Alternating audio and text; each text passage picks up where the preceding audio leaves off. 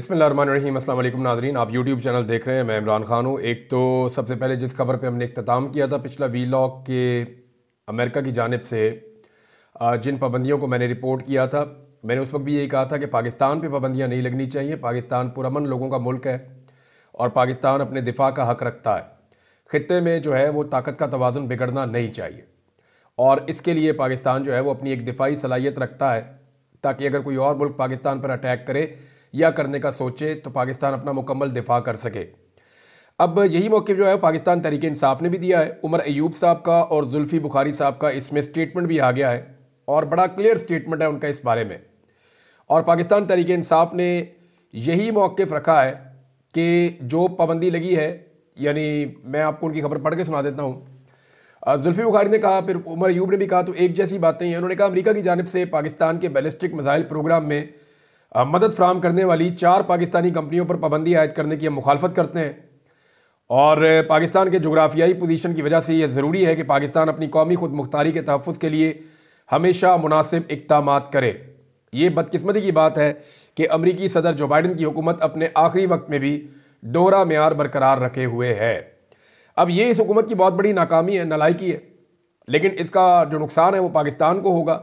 और ये तसलसल के साथ अमेरिका की ये पॉलिसी रही है कि पाकिस्तान के दिफाई मामलात को कमज़ोर करता है और इंडिया पे और बाकी मुल्कों के ऊपर वो ऐसी सख्ती नहीं करता। ईरान और पाकिस्तान के बारे में अमेरिका की ज़रा पॉलिसी थोड़ी सी मुख्तलिफ है। अब नाज़रीन, दूसरी एक और बड़ी खबर ये है कि खैबर पख्तूनख्वा की जो गवर्नमेंट है उन्होंने ये क्लियर कर दिया है कि जो 200 लापता अफराद थे हमारे, उनमें से कुछ लोग बाजियाब होना शुरू हो गए हैं। कुछ के बारे में पता चला कि वो जेलों में मौजूद हैं। यानी ये पहले दिन पता चलना चाहिए था जब उन्हें अदालत में पेश किया जाता। हो सकता है कुछ लोगों को बाद में जेल इंतज़ामिया के हवाले किया गया हो सकता है कुछ लोगों को अदालत में पेश ना किया गया हो या कहीं और उनको हफ्ते बेजा में रखा हो, और कुछ लोग हो सकता है कि वो ज़ख्मी होने के बाद या दीगर सूरत हाल से गुजरने के बाद वो अब मंजर आम पर आ रहे हों। बहरहाल, या कुछ लोग हो सकता है कि उनको पहले ही अब छोड़ दिया गया हो इतने दिन रखने के बाद। लेकिन जो भी है उसकी तफसीलात अभी पाकिस्तान तहरीक इंसाफ ने नहीं बताई। उन्होंने बताया कि जो 200 लापता अफराद थे 3 हफ्ते गुजरने के बाद अब 146 के करीब मंजर आम पर आ गए हैं। और मुकम्मल तफसीलात तो उन्होंने नहीं बताई, लेकिन ये बताया कि अब भी हमारे 54 ऐसे अफराद हैं जिनकी तलाश जारी है और ना वो हमें जेलों में मिल रहे हैं, ना उनके घर वालों को उनका कुछ पता है और अभी उनकी समझ नहीं आ रही है। खैबर पख्तूनख्वा की हुकूमत ने यह डाटा जारी किया है। दूसरी जानिब जर्नलिस्ट मोतीउल्लाह जान साहब एक डाटा लेकर आए हैं, क्योंकि वो पहले दिन से इस पर काम कर रहे हैं, इस्लामाबाद में मौजूद हैं और उन्हें इस सिलसिले में अगवा भी कर लिया गया था सिक्योरिटी इदारों की जानिब से, और बाद में उनके ऊपर एक बड़ा भोंडा और गंदा सा मुकदमा भी डाल दिया था कि जनाब ये कोई आइस का नशा लेकर जा रहे थे। हालांकि पूरा पाकिस्तान मोतीउल्लाह जान को जानता है, स्पेशली इस्लामाबाद में हम सारे सहाफ़ी तो अच्छी तरह जानते हैं। आप इख्तलाफ कर सकते हैं मोतीउल्लाह जान से या उनके पॉइंट ऑफ व्यू से, लेकिन ये बात आप नहीं कर सकते। अच्छा, इसमें मोतीउल्लाह जान साहब ने जो डाटा फराहम किया उसके मुताबिक 26 नवंबर का जो कत्लेआम है उसमें पिम्स और पुली क्लिनिक अस्पताल के रिकॉर्ड, इन रिकॉर्ड्स के मुताबिक 134 जख्मियों में से 84 लोगों को गोलियां लगी हैं। यानी अब अता तारड़ और बाकी लोगों का स्टेटमेंट कहाँ जाएगा, हुकूमत का बयानिया अब कहाँ जाएगा? यानी यहाँ साफ वो बता रहे हैं कि 84 अफराद ऐसे हैं अस्पताल रिकॉर्ड के मुताबिक जिन्हें गोलियां लगी है।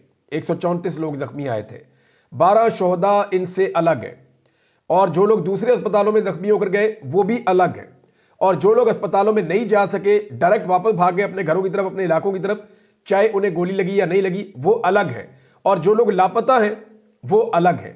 तो ये है अब तक की पूरी सूरत हाल। तो अगर ये कहा जाए कि 100 से ज़्यादा लोगों को गोली लगी है तो इस डाटा को देखते हुए तो आप ये क्लेम कर सकते हैं और इसके बिल्कुल इम्कानात मौजूद हैं। नाज़रीन, प्रेशर जो है वो इंटरनेशनल लेवल पे काफ़ी बढ़ता चला जा रहा है। इस हवाले से एक और बड़ी आम खबर मेरे पास आई है।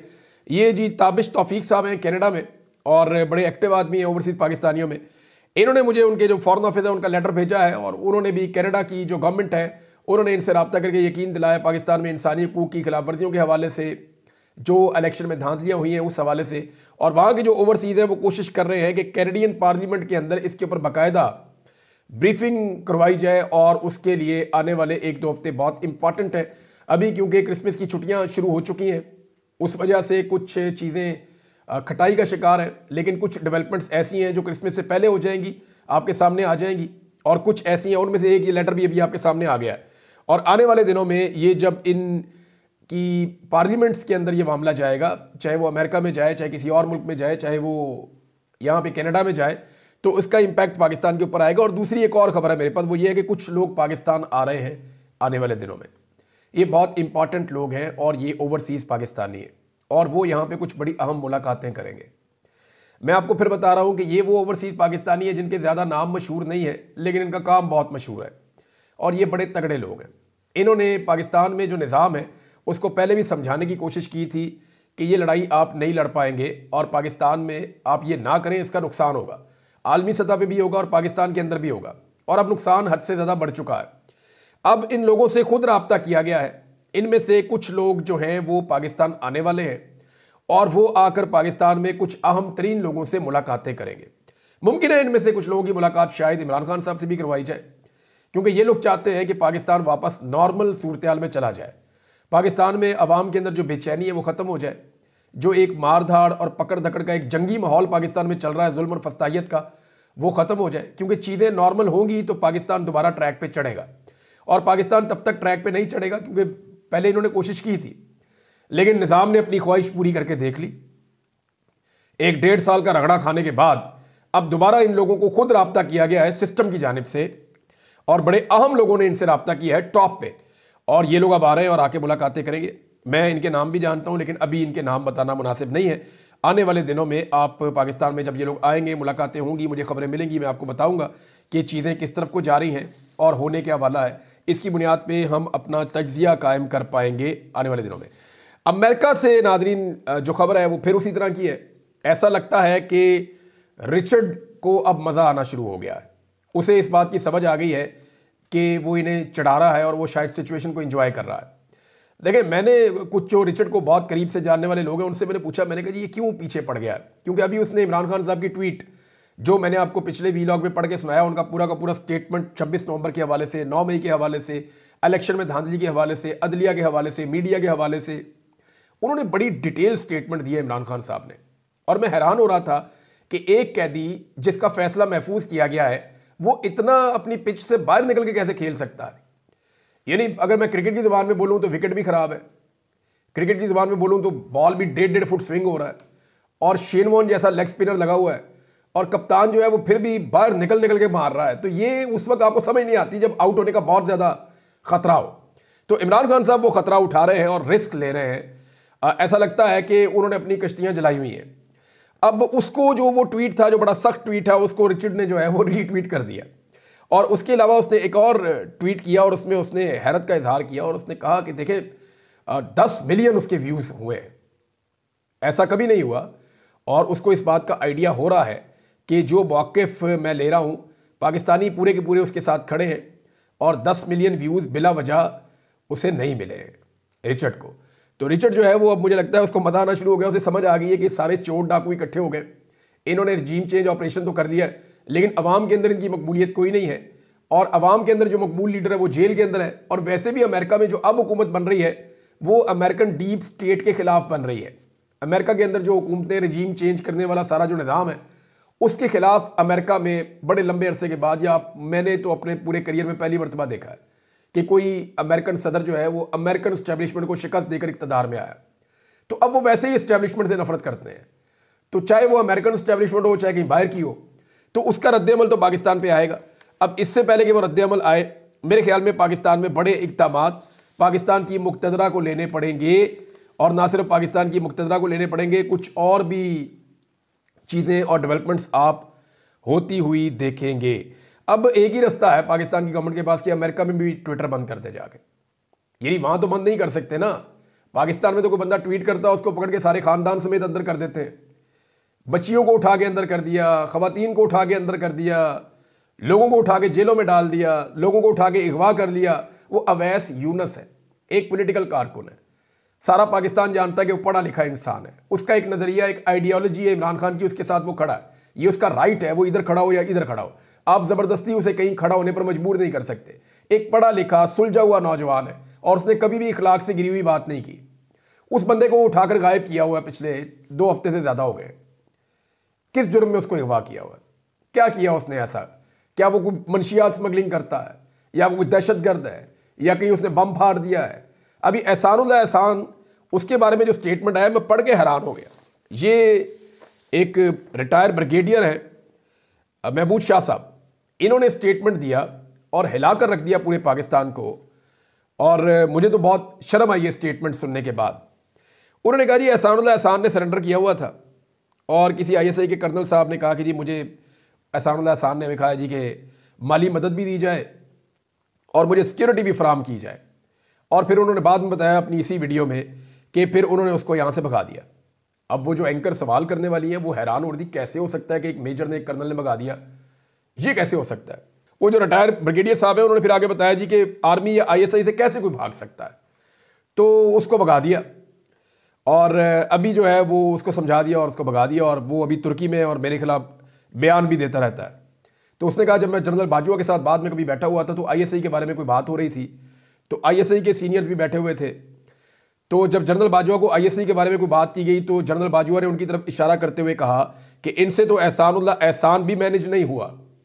और ये बात जनरल बाजवा ने हंसते हुए कही थी। तो वो ऐसा लगता है इस स्टेटमेंट से कि वो अपनी शराइत पे आया था और पैसे और सिक्योरिटी उसने मांगी थी इसके बदले में। और इसके ऊपर पाकिस्तान के निज़ाम को या मिलिट्री एस्टेब्लिशमेंट को ये लगता था कि ये हमारे कत्ल किए हुए हैं, अभी तो इससे हमें बहुत सारी इन्फॉर्मेशन लेनी है, बहुत सारे और मामलात हैं, तो हम इसे कैसे प्रोटोकॉल्स दे सकते हैं। लेकिन फिर उसके बाद खबर आती है कि एहसानुल्लाह एहसान गिरफ्तार हो गया, फिर बाद में खबर आती है जी एहसानुल्लाह एहसान फरार हो गया। और आज तक हमें कुछ पता नहीं चला। जनरल बाजवा ने बकौल ब्रिगेडियर महमूद शाह साहब के हंसते हुए DG ISI के साथ मजाक किया था कि इनसे तो एहसानुल्लाह एहसान मैनेज नहीं हुआ।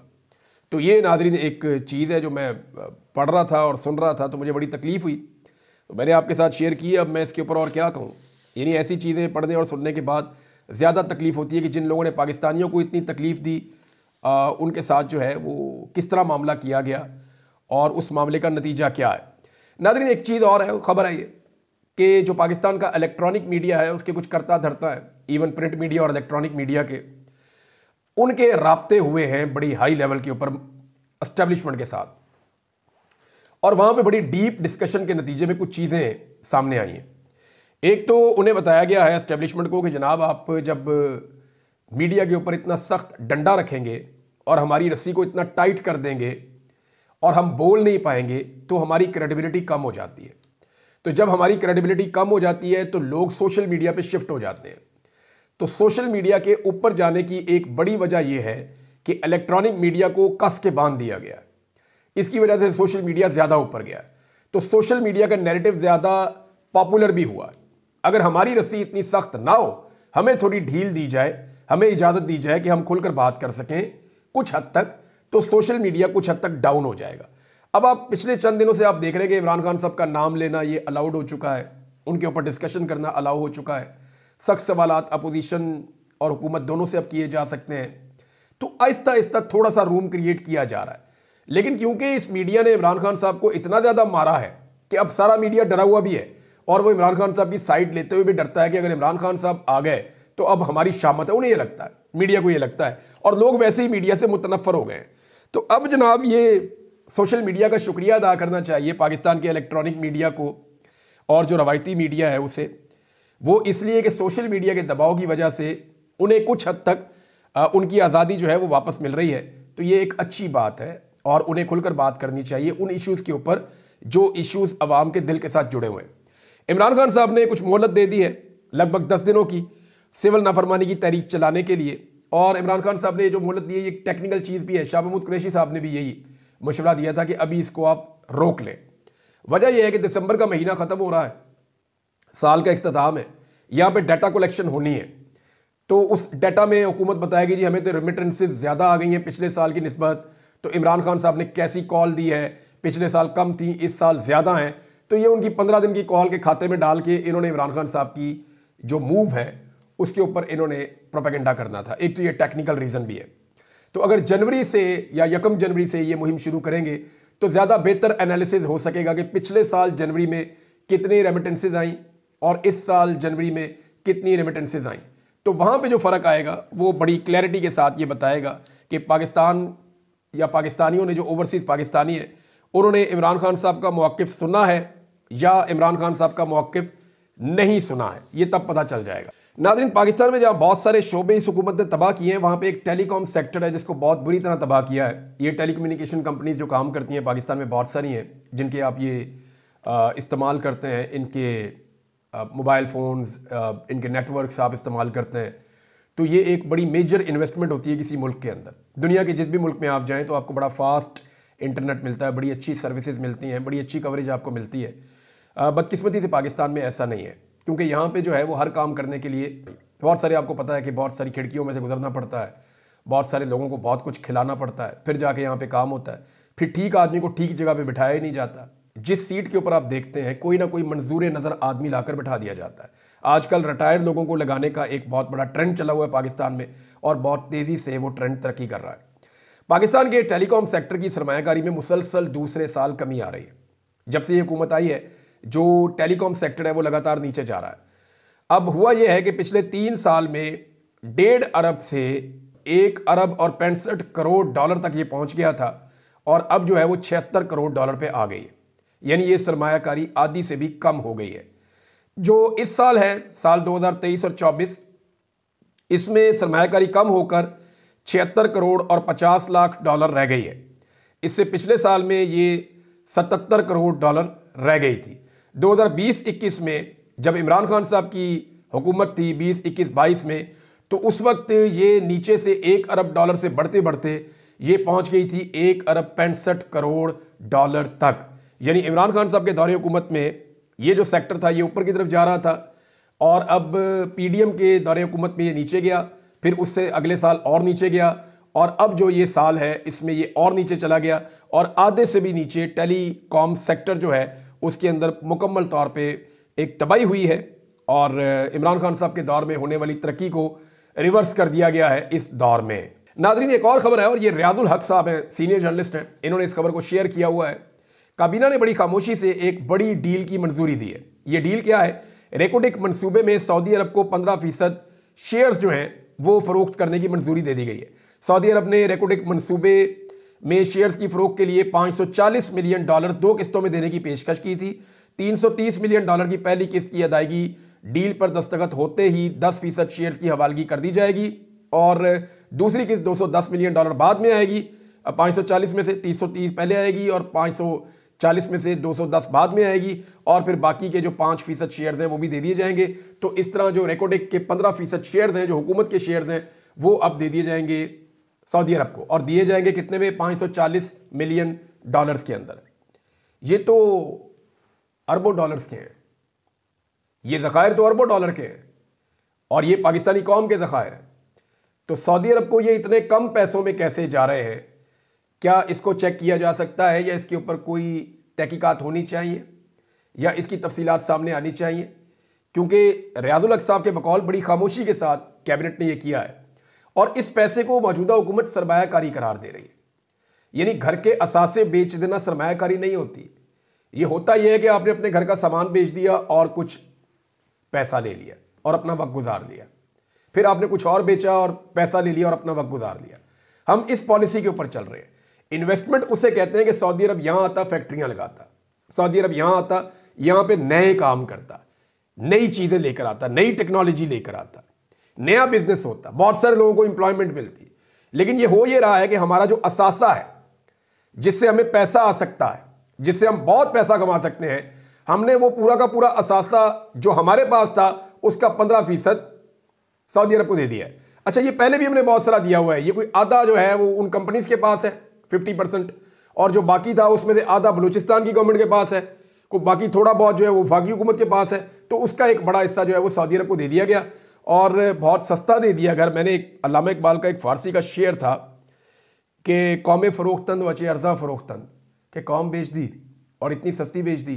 तो ये हमारा असासा है, हम बड़े फ़ख्र से इसको बताते थे रेकोडेक को, लेकिन रेकोडेक का 15% बहुत सस्ता, ऐसा लगता है कि बहुत सस्ता बेच दिया है। ये मामला पहले सुप्रीम कोर्ट ऑफ पाकिस्तान में भी रह चुका है। मेरे ख्याल में इसके ऊपर कोई ना कोई कहीं ना कहीं से आवाज़ उठनी चाहिए, और अगर ऐसा है तो अपोजिशन को चाहिए कि कौमी असम्बली में इसके हकायक पूछे, सेनेट में इसके हकायक पूछे, और इसकी तफसीलात मंगवाई जाए कि ये कितना बनता है, कितने पैसों का था, कितने पैसों में दिया है। ये सारी तफसीलात सामने आनी चाहिए। अब तक के लिए इतने, अपना ख्याल रखिएगा, अपने चैनल का भी। अल्लाह हाफ़िज़।